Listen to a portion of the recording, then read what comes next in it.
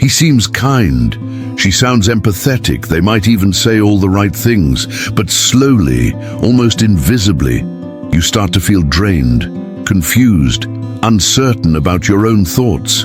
You wonder if you're overreacting. You begin to second-guess yourself. And before you even realize what happened, you've lost control of your peace. This is how a narcissist works, not with obvious attacks, but with calculated emotional sabotage. Most people imagine narcissists as loud, arrogant, and easy to spot. But the truth is far more dangerous. The most destructive ones don't shout, they whisper. They don't dominate rooms, they infiltrate minds. And unless you know the signs, they'll take up residence in your life before you can blink. But there is a way out. Not through confrontation, not through revenge, but through mental invincibility, the kind taught by some of the wisest minds in history. Over 2,000 years ago, the Stoics mastered a way to stay untouchable in the face of manipulation. Philosophers like Epictetus, Marcus Aurelius, and even modern voices like Ryan Holiday and Donald Robertson understood something most of us miss today. A narcissist only has power when you give it to them. And if you've ever felt manipulated, gaslighted, or emotionally hijacked, this video is your lifeline. Before we dive in, tap the like button to help this message reach more people, and subscribe so you don't miss the tools to protect your peace and sharpen your mind. This isn't a motivational pep talk. This is a tactical guide for emotional sovereignty. In this video, you'll uncover the hidden traits that expose a narcissist before it's too late, why your strengths might actually attract manipulators, and how the principles of Stoicism can build a psychological armor that makes you untouchable. And at the end, I'll reveal a Stoic insight rarely discussed, one that silently strips a narcissist of all power over you, without a single argument. Welcome to the Stoic Lighthouse. Let this be your beacon through chaos and clarity. Here, we don't just survive emotional storms, we rise above them. Let's begin. Number 1. The paradox that makes you a target. What attracts a narcissist is exactly what you think protects you. You were taught that kindness makes you a good person, that being patient, empathetic, and understanding will help you navigate relationships. And often, that's true. But here's the brutal paradox. Those very traits, when offered blindly, can act like a spotlight for narcissists. They're not looking for equals, they're looking for openings. Narcissists don't admire your empathy, they weaponize it. They don't respect your patience, they exploit it. And every time you give them the benefit of the doubt, they take another step closer to controlling you. Seneca, the Roman Stoic and advisor to emperors, warned, "Kindness without wisdom is a danger to noble souls." The Stoics understood something most people today still struggle with. Virtue, to be effective, must be armed with discernment. Because kindness without boundaries isn't virtue, it's vulnerability. Why talking it out doesn't work. Let's say someone at work constantly makes backhanded comments or undermines you in meetings. So you sit down, ready to talk it out. You explain how you feel, expecting fairness, but instead they flip the narrative. You're being dramatic. Don't take it so personally. Now you're not only hurt, you're confused, and that's exactly where they want you. Massimo Pigliucci, a leading voice in modern Stoicism, explains that narcissists thrive on destabilizing your emotional compass. When you try to reason with them, you're not engaging in dialogue, you're entering a trap. It's not a debate, it's a performance. And you're cast in the role of the overreacting fool. Epictetus put it like this: if someone provokes you, remember, it is not the insult itself that harms you, but your interpretation of it. That's the Stoic's edge, refusing to interpret manipulation as truth. How a Stoic handles emotional traps. A Stoic doesn't play defense. He or she doesn't argue for fairness in an unfair arena. They practice what we now call strategic detachment, staying calm, clear, and emotionally neutral when provoked. A narcissist says, "You're being way too sensitive." The Stoic replies, "That's possible, But I won't continue this conversation. Simple, direct, calm. Donald Robertson, a psychotherapist and expert in Stoicism, often compares this emotional neutrality to the foundation of cognitive behavioral therapy, choosing your response rather than reacting impulsively. The Stoic doesn't seek validation from the narcissist. He sets a boundary and walks away if needed. Stoicism is not coldness, it's control. Let's be clear, Stoicism is not about being numb, it's about being unshakable. It's about refusing to let manipulators push buttons you've removed from your emotional dashboard. Marcus Aurelius, a man who ruled the most powerful empire in the world while facing betrayal, war, and loss, wrote, "If it's bearable, bear it. If it's not, withdraw." The pain is not in the event, it's in your perception, and that's the key. The narcissist doesn't need to change. You do. Not who you are, but how much access you give. You reclaim control, not by confronting them, but by becoming immune to their games. The empowering shift. Here's the shift. When you realize your greatest strengths can attract emotional predators, you don't abandon your virtues. You refine them. You stop giving everyone access to your empathy.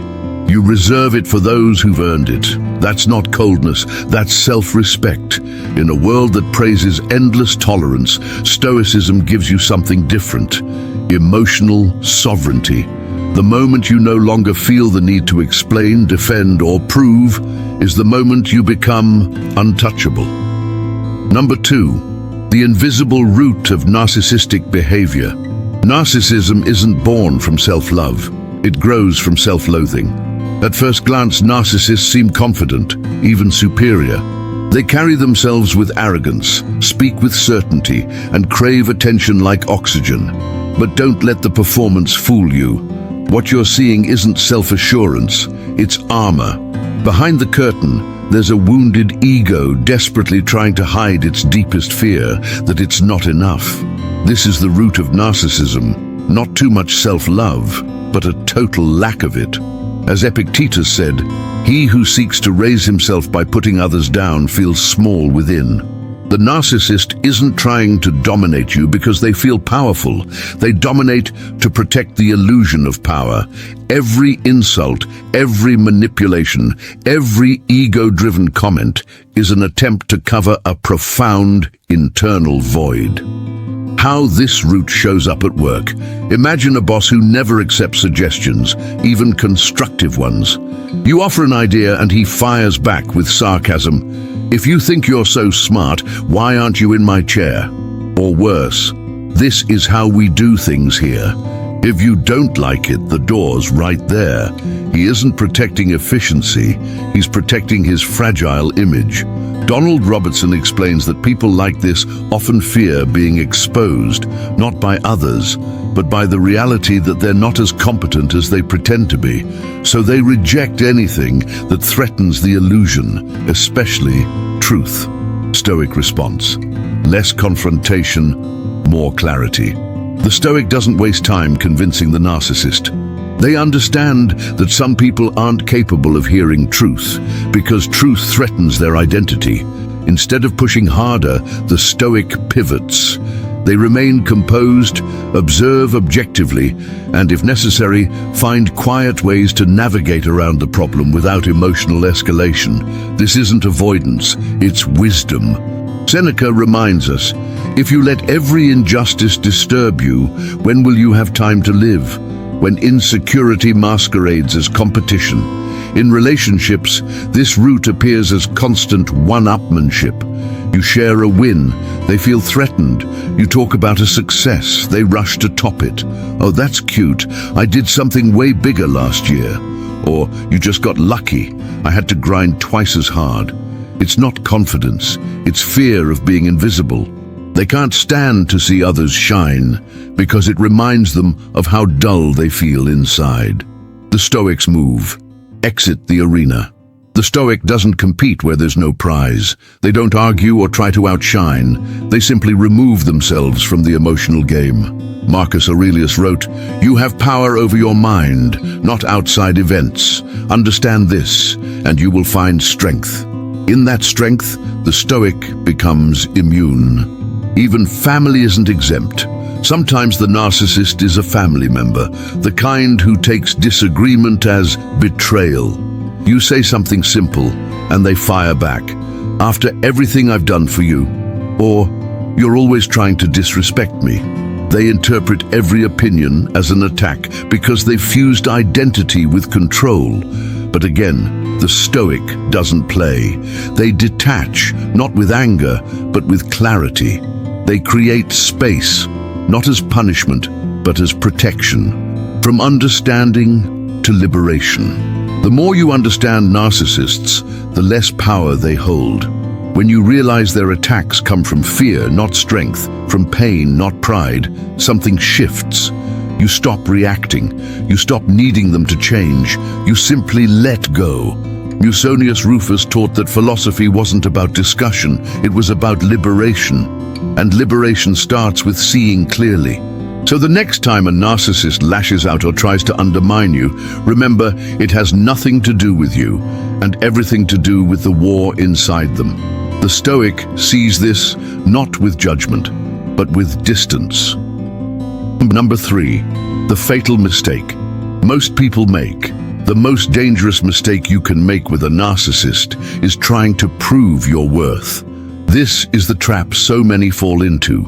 Once you recognize that you're dealing with a narcissist, whether it's a boss, a partner, a parent, or even a friend, your natural instinct is to try to win them over. You explain yourself. You try to show your good intentions. You argue for your value. You believe that if you just say the right words, they'll finally treat you right. But this is the deadliest illusion. Because here's what you don't realize. Narcissists don't want to be convinced. They want you to keep trying. That's how they know they still have power over you. Epictetus warned us plainly, if you seek approval from others, you become their slave. And in the world of narcissists, the more you try to earn their validation, the tighter the chains become. The narcissist's game. It starts subtle, a backhanded compliment here, a little guilt trip there. They push your buttons and watch your reaction. If you push back, they escalate. If you try harder to please them, they pull away, just enough to keep you chasing. And this is the game. They move the goalposts. You think you're getting closer to peace, but it's just another manipulation. They don't want peace, they want leverage. How this looks in real life. At work, your ideas are consistently dismissed by your supervisor. You double your effort. You stay late. You take on more responsibility. Still, they ignore you, or worse, take credit for your work. At home, your partner makes you feel like you're never enough. You try to be more attentive, more supportive. You read books, watch videos, go to therapy, but nothing ever changes. No matter what you do, they devalue it, because if they recognize your worth, they lose control. The Stoic shift. Stop explaining, start acting. The Stoic doesn't beg for respect, he embodies it. Marcus Aurelius wrote, "Don't waste time debating what a good man should be one." Stoicism teaches you not to argue for your worth, but to live it, in silence, with composure, with standards. You don't demand validation, you withdraw from those who can't see your value.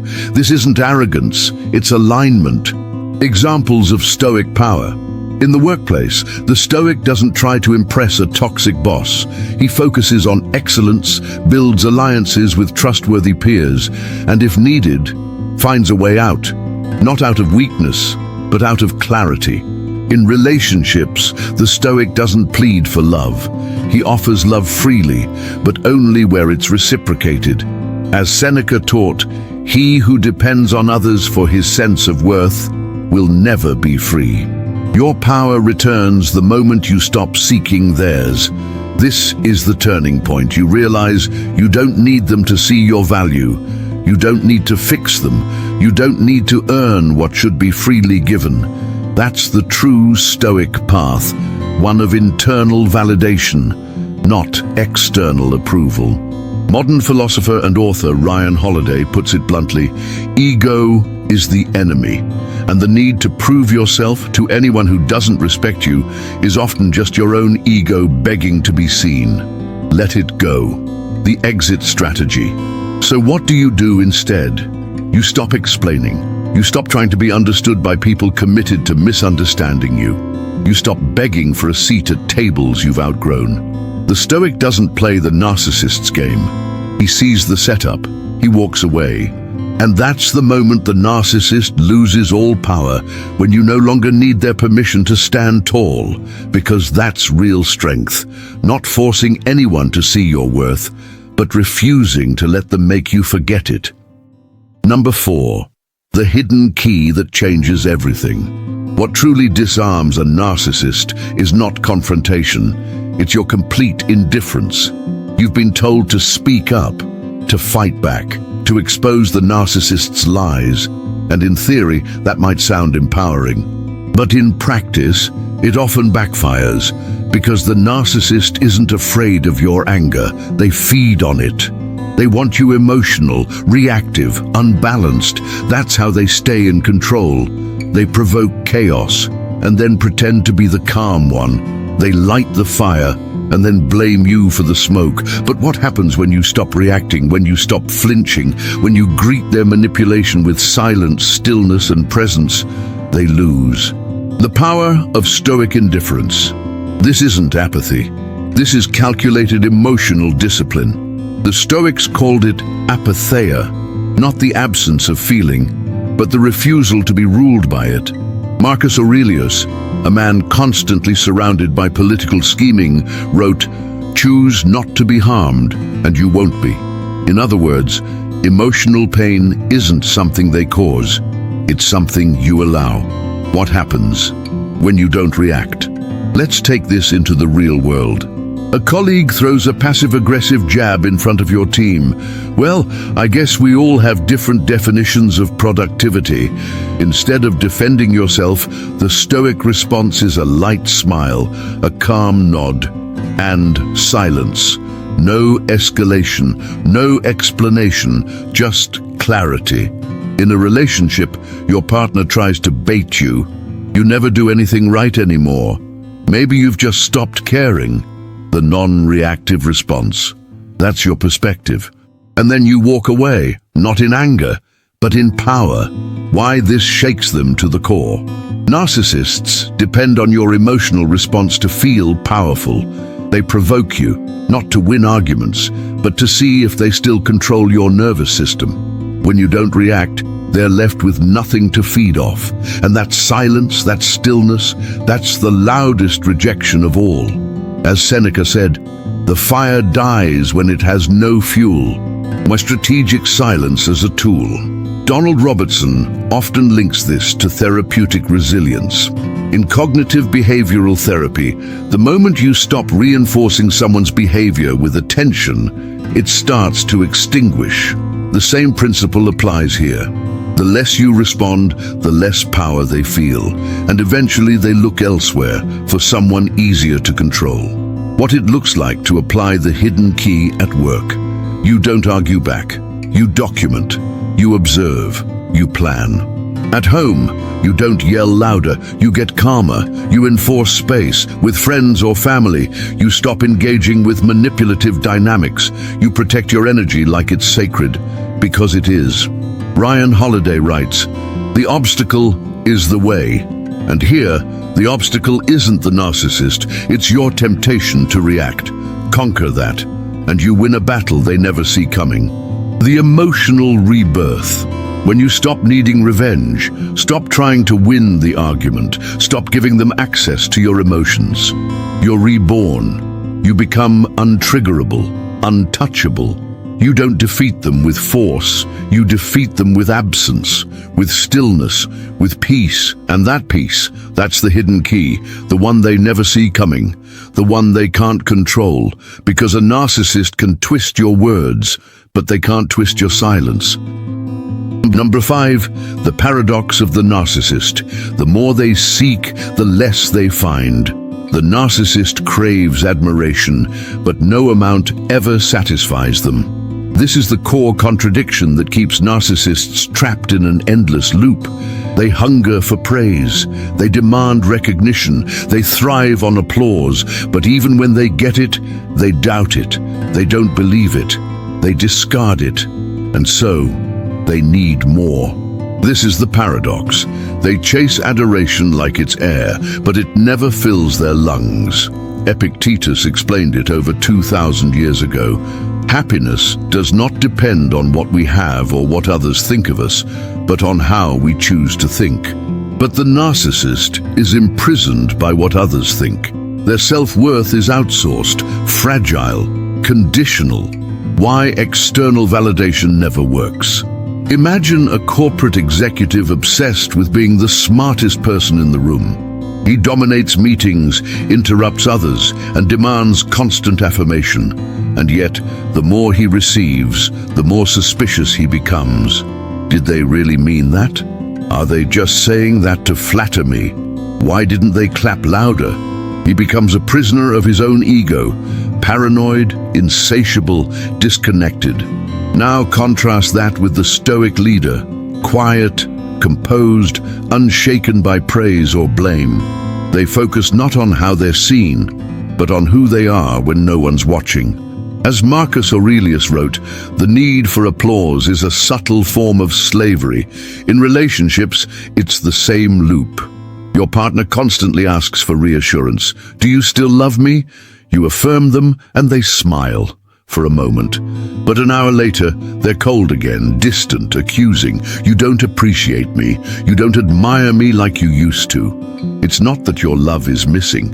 It's that their self-worth is leaking, constantly. No amount of external validation can patch what they refuse to build from within. The Stoic perspective. Detachment without disdain. The Stoic doesn't judge the narcissist. They understand them. And then they detach, not with cruelty, but with clarity. Seneca taught, whoever seeks satisfaction in the opinions of others will never be free. So the Stoic stops chasing approval, and by doing so, becomes untouchable. Examples in daily life. In the office, you stop trying to win over the manager who keeps moving the goalposts. You do excellent work and let that speak for itself. In your relationship, you stop explaining your love like it's on trial. You offer it, but only to those who receive it with gratitude, not as a test.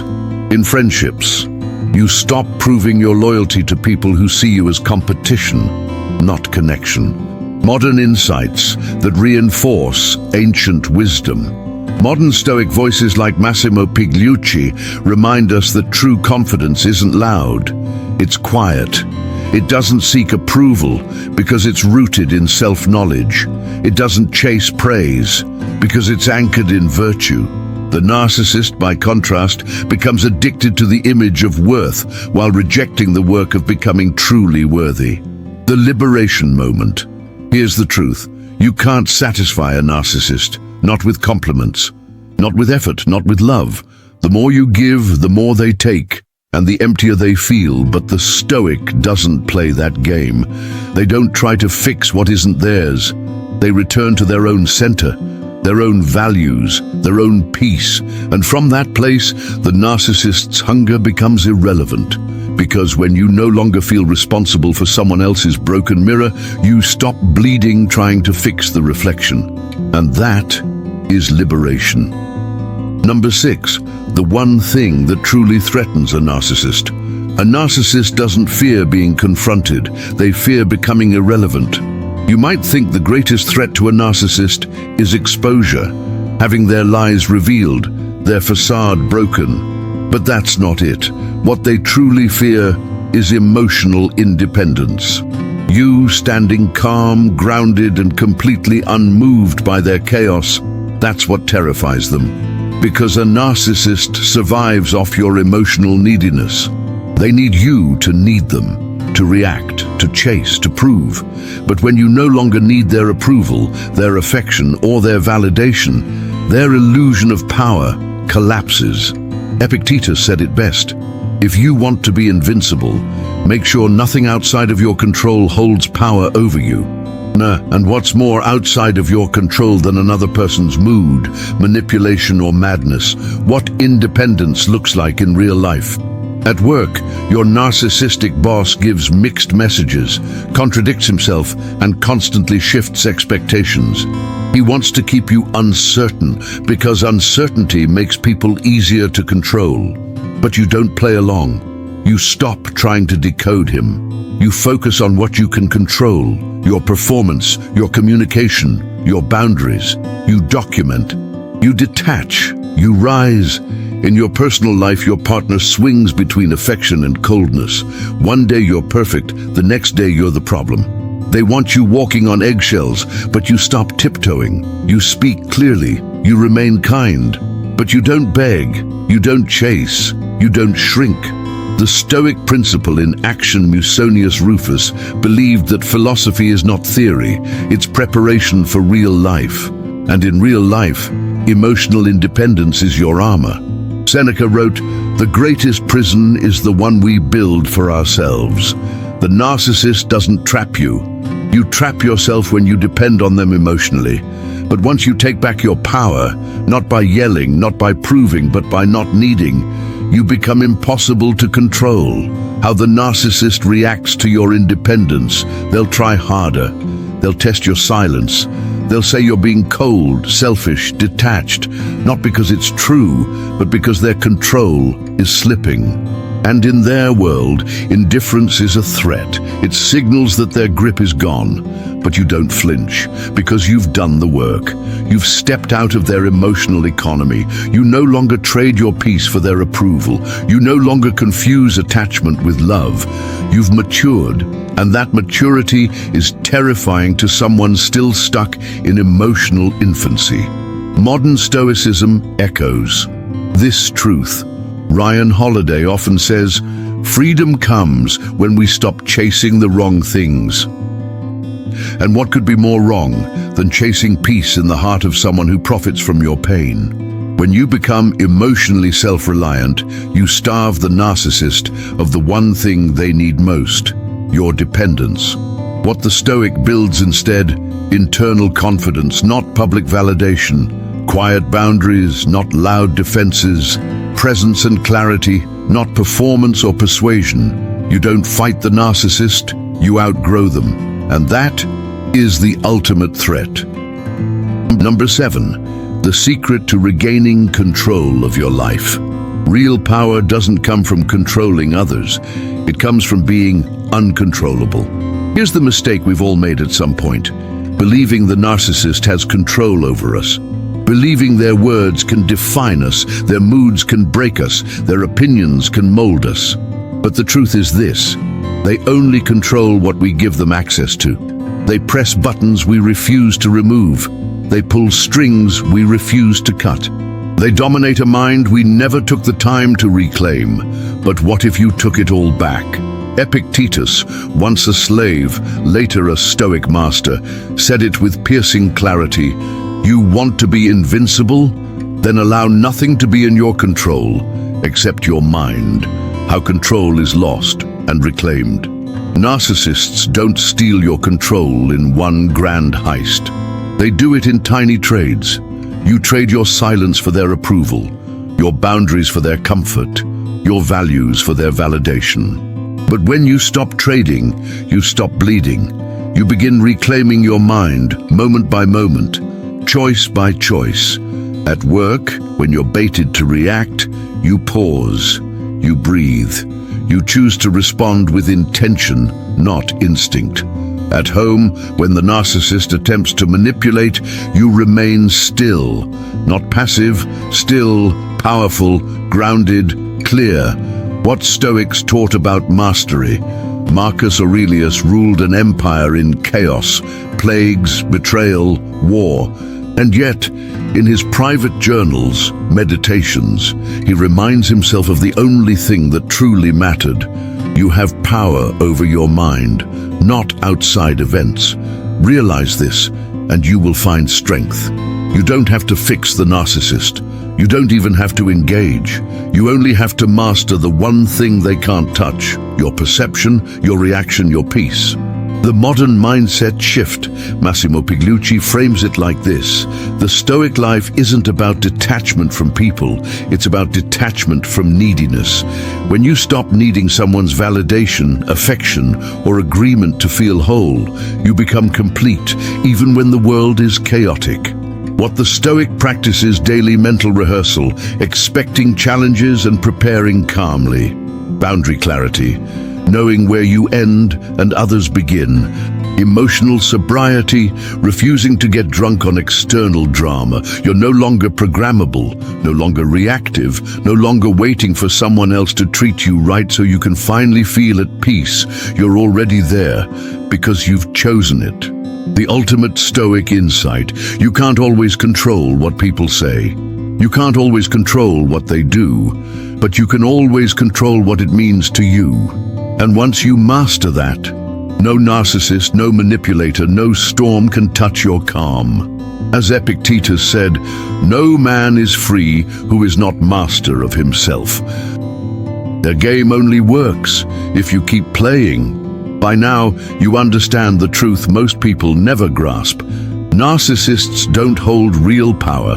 They borrow it from your reactions, your insecurities, your desire to be seen.